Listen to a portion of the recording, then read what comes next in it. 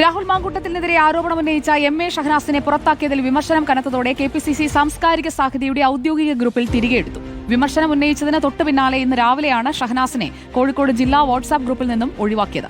രാഹുലിനെതിരായ പരാതികളിൽ ഷാഫി പറമ്പിൽ കുറ്റകരമായ മൗനം പാലിച്ചുവെന്നായിരുന്നു ഷഹനാസ് പറഞ്ഞത്. പുറത്താക്കിയ മണിക്കൂറുകൾക്കകമാണ് എം.എ. ഷഹനാസിനെ സാംസ്കാരിക സമിതിയുടെ ജില്ലാ വാട്സ്ആപ്പ് ഗ്രൂപ്പിലേക്ക് തിരികെയെടുത്തത്. സ്ത്രീകൾക്ക് അനുകൂലമായ ഇടം ഇപ്പോഴും കോൺഗ്രസിലുണ്ടെന്ന് വിശ്വസിക്കുന്നുവെന്ന് എം.എ. ഷഹനാസ് പ്രതികരിച്ചു.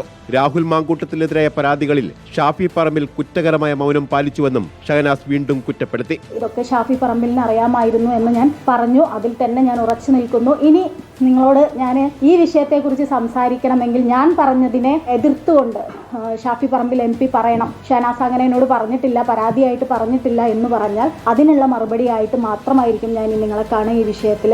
ഷാഫി പറമ്പിലിനെതിരെയുള്ള പോസ്റ്റ് പിൻവലിക്കാൻ വലിയ സമ്മർദ്ദം തനിക്ക് മേലുണ്ടായി.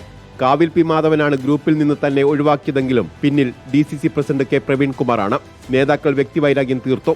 രാഹുൽ മാങ്കൂട്ടത്തിൽ അനുകൂലമായി നിലപാട് സ്വീകരിക്കുന്നവർ ഇപ്പോഴും പാർട്ടിയിലുണ്ട്. തനിക്കെതിരെ നടക്കുന്ന സൈബർ ആക്രമണങ്ങളെ നിയമപരമായി നേരിടുമെന്നും ഷഹനാസ് വ്യക്തമാക്കി. റിപ്പോർട്ടർ, കോഴിക്കോട്.